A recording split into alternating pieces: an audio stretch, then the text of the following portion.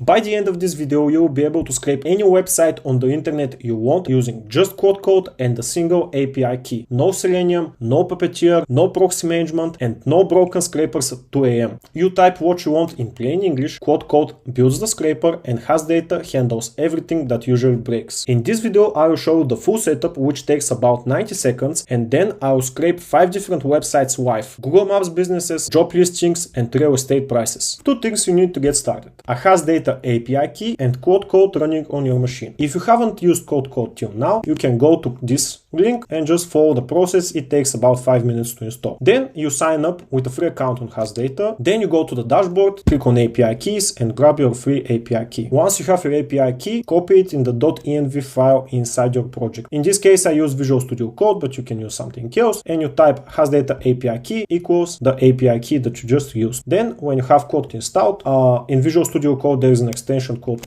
Claude Code that you can use to just press this button and start using Claude Code. It will ask you to sign in into your account. If you haven't used it yet, but you have used it, you'll see this one. When you have the API key, you put it inside this file .env inside your projects and type HasData API key equals the API key that you just copied. So this is the entire setup. No SDK needed to install, no extra dependencies. HasData is a REST API and Claude Code knows how to work with such APIs, so you're good to go. Here is something that most people get wrong when using Claude Code for data scraping. Claude Code is brilliant at writing code, but it doesn't know how to handle proxies, anti-bot systems, and type rotations. When you try to scrape a website directly to Claude Code, yes, it will use requests and beautiful soup, and that will work for very simple websites, but when it faces an anti-bot system using something like Cloudflare or Datadom, you're getting blocked every single time. You tell Claude Code to use HasData as the data layer, and it does that automatically. Proxy rotation, JavaScript rendering, anti-bot systems, HasData bypasses all that, and Claude Code doesn't need to know that at all. Claude Code never has to think about that layer. Here's what I tell Claude Code. Use the HasData API at api.hasdata.com to scrape this target. Use my API key from the environmental variable, this one, HasData API key, return the results as a structured JSON. That's it. Claude Code takes all of that, it reads to the HasData API docs if you put them in, and creates a working integration on the first try. One more pro tip: HasData has 24 targeted API endpoints for different websites like Amazon, Indeed, Zillow, Google, and many more. It makes the code a lot cleaner, and you get a structured JSON in return, so no parsing needed. If you want to follow along with any of these demos, grab a HasData free API key. 1,000 calls per month, no credit card required. Link is in the description.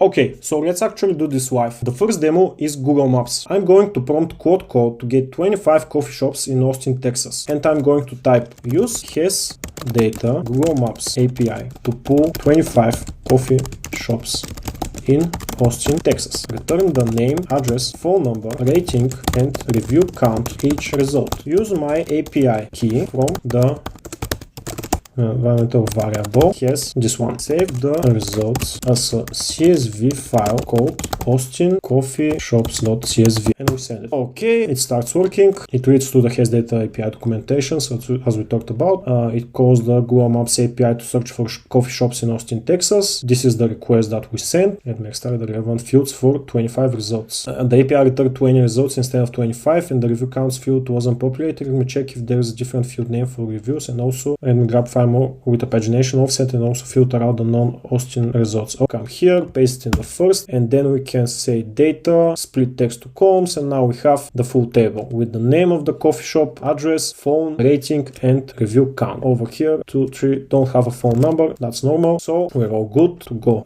Yeah, appears twice because Google returned on both results. You just get the data. And for the job board, we'll use this prompt. Use the HasData general web scraping API to scrape the first page of Python developer jobs from Indeed.com. Extract the job title, company name, location, and salary for each listing. Use my API key from the environment variable HasData API key. Print the results as formatted JSON just as before. Let's see how it goes. Gets the API key. Let me check the HasData API docs and then create a script. Sometimes it tries to find the correct page in the API documentation, but it can't, so you just lead him to that page. If you don't do that, it can go through many pages and try to find the correct page, and sometimes it just comes with a page name, and it's not even in the on the website. So good, I have the API details. Now let me create a script. It creates a script indeed py. Nice. Let's see if it works now. Yeah, something failed, but let's see if Claude Code will fix it most probably. Let me write the script to handle the plain text response and use extract rules for structured extraction. Total jobs found 0. Okay, this didn't work. Let me dump part of the